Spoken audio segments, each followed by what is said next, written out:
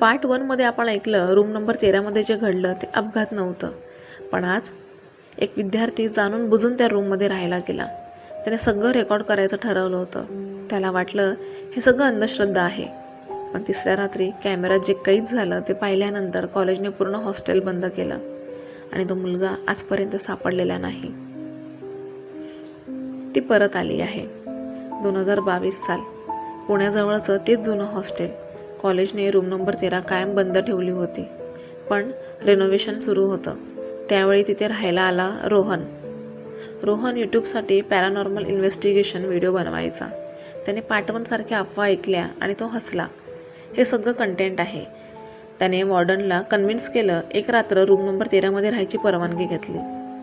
पहिली रात्र रूम उघडली गेली.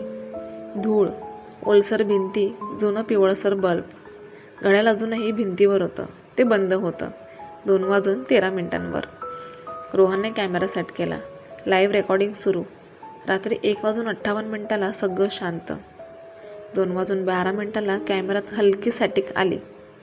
2:13 घड्याळ स्वतःच टिकायला लागलं. Tick tick. रोहन घाबरला नाही. तो म्हणाला, कोणी आहे का इथे? एकदम कॉरिडॉरमध्ये 3 टकटक. तो दार उघडायला गेला. कॉरिडॉर रिकामा, पण कॅमेऱ्यात त्याच्या मागे क्षणभर एक सावली दिसली. त्याला दिसली नाही, पण रेकॉर्डिंगमध्ये होती. दुसरी रात्र रोहन म्हणाला, पहिली रात्र नॉर्मल होती, पण त्याच्या चेहऱ्यावर झोप नव्हती. दुसऱ्या रात्री त्याने एक एक्सपेरिमेंट केलं. त्याने आरशासमोर कॅमेरा ठेवला. 2:13 यावेळी आवाज आला, हळू आवाजात, ही माझी रूम आहे. रोहन थिजला. त्याने मागे पाहिलं. कोणी नव्हतं, पण आरशात त्याच्या मागे एक मुलगी उभी होती. ओले केस, फिकट चेहरा, डोळे पूर्ण काळे. रोहनने मागे वळून पाहिलं. कोणीच नाही. पुन्हा आरशात पाहिलं. ती अगदी जवळ आली होती. कॅमेरा अचानक बंद झाला.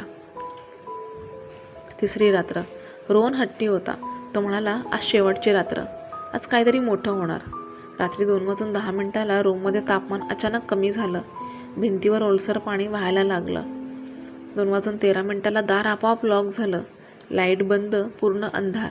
कॅमेरा नाईट विजनवर गेला आणि त्या फुटेजमध्ये रोहन पलंगावर बसलेला दिसतो, पण त्याच्या समोर ती उभी आहे. ती हळूहळू पुढे येते. तिचे पाय जमिनीला लागत नाहीत. त्याच्या कानात काहीतरी कुजबुजते. रोहनच्या चेहऱ्यावर रिकामेपणा येतो, जसा 1997मध्ये झाला होता. आणि कॅमेरा शेवटचा फ्रेम दिसतो. रोहन हळूहळू उठतो, दाराकडे चालतो, भिंतीतून सरळ आत जातो. हो, भिंतीतून. कॅमेरा जमिनीवर पडतो. रेकॉर्डिंग थांबते. पुढचं काय?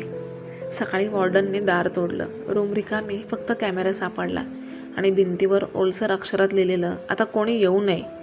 त्या दिवशी कॉलेजने पूर्ण हॉस्टेल कायमचं बंद केलं. आज ती इमारत रिकामी आहे, पण लोक सांगतात रात्री 2:13 3 टकटक अजूनही ऐकू येतात आणि कधीकधी कॉरिडॉरमध्ये एक मुलगा कॅमेरा हातात घेऊन चालताना दिसतो. तर मित्रांनो, रूम नंबर 13मध्ये जे घडलं ते तुम्ही पाहिलंच. रोहनचा कॅमेरा सापडला, पण रोहन नाही. भिंतीवरचं ते वाक्य अजूनही पुसलं गेलं नाही, आता कोणी येऊ नये. पण एक प्रश्न अजूनही बाकी आहे. जर ती फक्त तिची रूम परत घेत असेल तर पुढचा नंबर कोणाचा? जर तुम्हाला अशा अजून खऱ्या आणि अंगावर काटा आणणाऱ्या गोष्टी ऐकायच्या असतील तर आताच्या व्हिडिओला लाईक करा, चॅनलला सबस्क्राईब करा आणि कमेंटमध्ये नक्की लिहा, तुम्ही रूम नंबर 13मध्ये एक रात्र घालवाल का? कारण काही दारं आपण उघडतो आणि काही दार आपल्याला आत ओढून घेतात. पुन्हा भेटूया एका नवीन कथेसोबत. श्री स्वामी समर्थ.